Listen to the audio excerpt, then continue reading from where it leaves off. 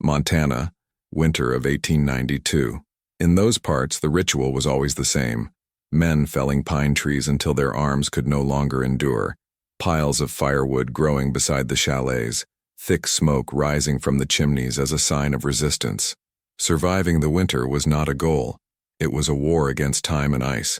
It was in this setting that Caleb Turner, a widower, newly arrived and lonely, did something that no one could understand. While the community reinforced walls, caulked windows, and stored fuel, Caleb did the opposite. He didn't cut down a single tree. Instead, he disappeared into the rocky foothills of a hill and began to dig. The neighbors watched in silence. Some mocked. Others simply shook their heads. "He won't last the first month," they would say. No firewood, no chimney, no chalet in sight. The temperature was already dropping too fast for mistakes. When the first snowstorm appeared on the horizon, dense, relentless like a white wall, a question began to circulate among them. Uneasy, whispered, how could a man buried under stone think he would survive the cold that was killing people even inside their homes? In northern Montana, winter wasn't a season. It was a filter. It separated those who understood the land from those who were merely passing through. The villages were small, scattered among frozen forests and trade trails. The men knew each other by the sound of the axe, the height of the wood piles, the constant smoke. A house without smoke was a cause for concern. 2 nights without smoke was a sign. 3, a bad omen. Caleb Turner arrived quietly, widower, reserved, little to no baggage. He acquired a forgotten plot of land near a rock formation. Hard, uneven, rejected by everyone. He kept it because no one else wanted it. In the first few days, everything seemed normal. He marked out the plot, cleared the ground, observed the wind. But soon, something sounded strange. While the men of the village were piling firewood, Caleb climbed the slope. While the sound of axes echoed, his was the sound of shovels striking frozen ground. The conversations began in hushed tones. "He's not stockpiling firewood. You must have some money saved up. Either he's crazy." In the warehouse, eyes followed him. There was no hostility, only that morbid anticipation of someone watching a mistake unfold. Caleb didn't explain. He bought simple tools, salt, nails, a little iron, nothing that indicated a traditional construction. When someone asked where he was going to live, he simply replied, "But," and he pointed to the stone. Some laughed. Others simply looked away. In that place, stone meant death in winter. It was cold in solid form. Caleb knew this. But he also knew that the cold killed, especially those who faced it in the wrong way. While they reinforced the wooden walls, he measured the depth of the soil. While they discussed how many strings of firewood would be enough, he observed the spots where the sun touched the rock for the longest time. No speeches, no explanation needed. In the eyes of the villagers, he was neither courageous nor innovative. He was simply the kind of man who wasn't going to last until January. But the entrance was there, low, precise, surrounded by stones stacked with method. Inside, darkness, muffled silence. A dug tunnel led to an underground room measuring 12 by 14 feet. Modest, but meticulously crafted. Smooth walls, ceiling supported by reused beams, drainage channels on the floor, small niches in the walls for storing provisions. On the south side, a thick glass window faced the sunlight. Above it, a rudimentary thermal collector, dark bottles filled with water and painted metal. An experiment. In the center, a stone slab with cracks filled with clay, the only sign of fire. But it wasn't a fireplace. It was a discrete system, embedded in the ceiling. Caleb had repurposed an old oven for something smaller, more efficient. Wood, almost none. Outside, a few planks protected the entrance. No pile of firewood. "This isn't a house," one of the men muttered as he passed by. "It's a grave," another laughed. In October, the nights were already below freezing. November brought frost and the freezing of the river. And Caleb? He didn't cut a single log. In December, the local blacksmith, Bill Hammond, decided to climb up the hill. Curiosity got the better of him.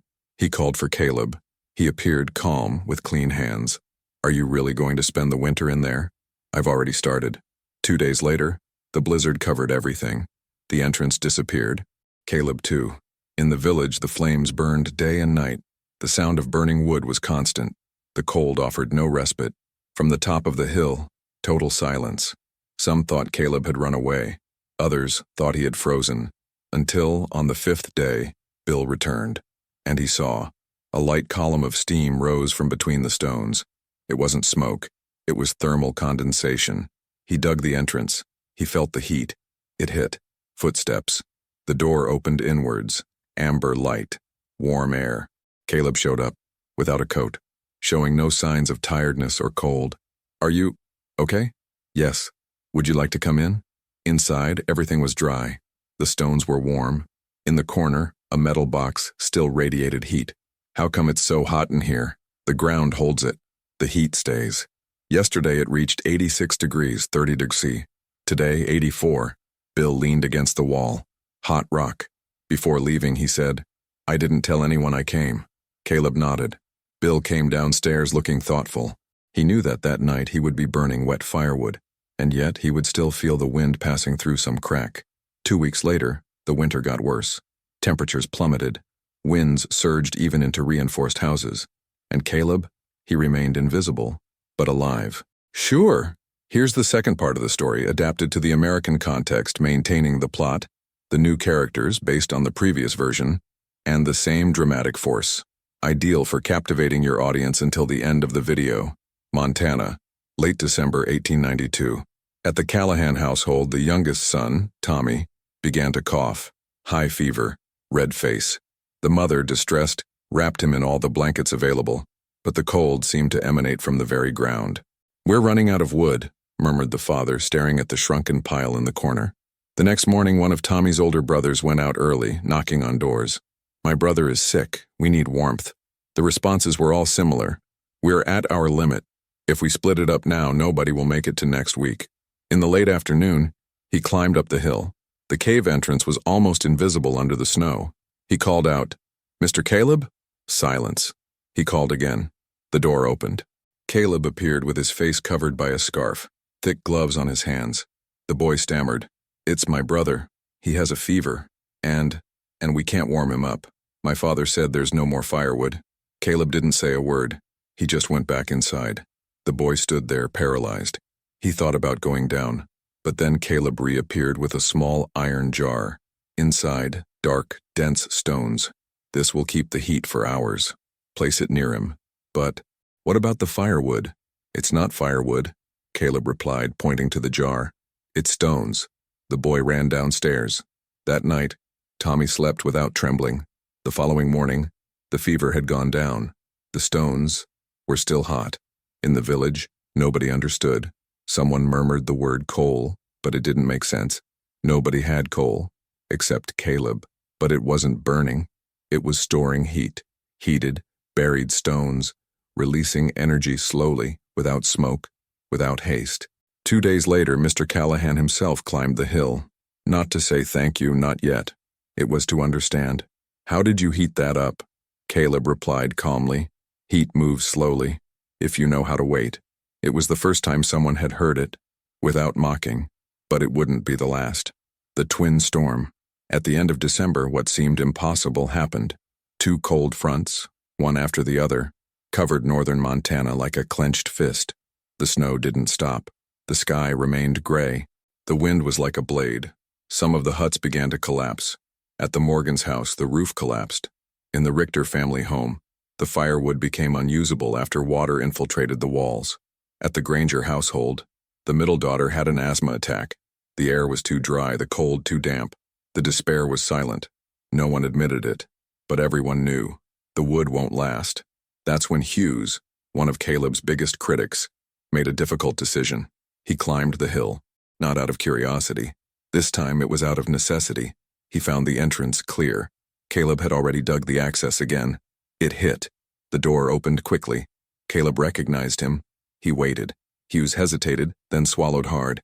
"I came to ask if I could see how you did this here, that's all. No pride, no justifications." Caleb nodded. He made way. Inside, Hughes could hardly believe what he was seeing. Constant temperature, no campfire, no firewood in sight, just stone, silence, and heat. Caleb demonstrated the system. Stones arranged in cycles.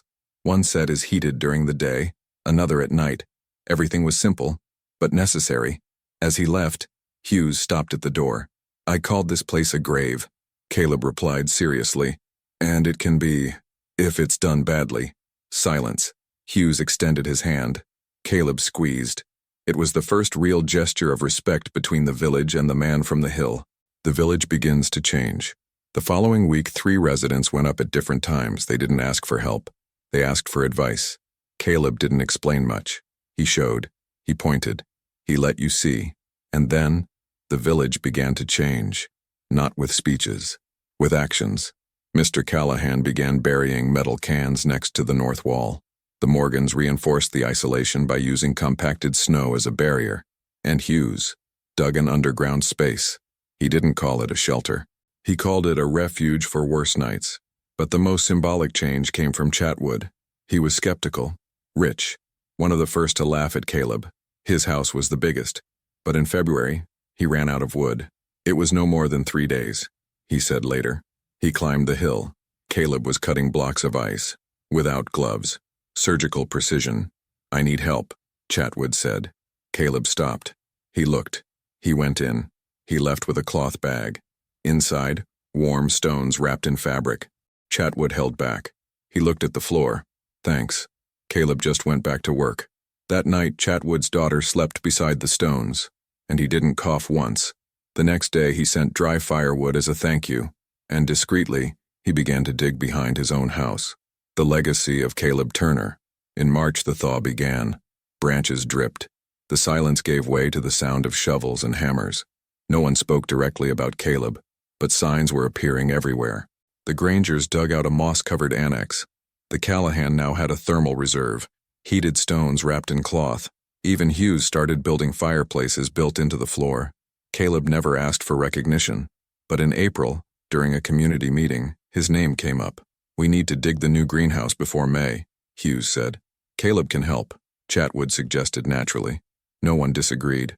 On the hill, Caleb built a second structure, larger, with 3 zones, storage, rest, and thermal experiments. He never explained what he was doing there, but everyone knew. He was perfecting his skills. In June, a young, newly arrived couple showed up on the hill. They were going to build next door. We wanted some advice. Caleb showed them the entrance, the wind direction. He lent them tools.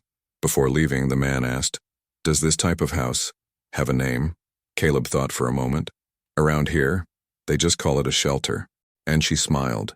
For the first time in a long time. If you've made it this far, it's because you understood. Not everyone who speaks loudly is right. Sometimes, the smartest person in the room is the one who digs in silence. Sign up. Every week, a true story that reveals the power of strategy where before there was only force. Stories that warm the heart, even during the harshest winters.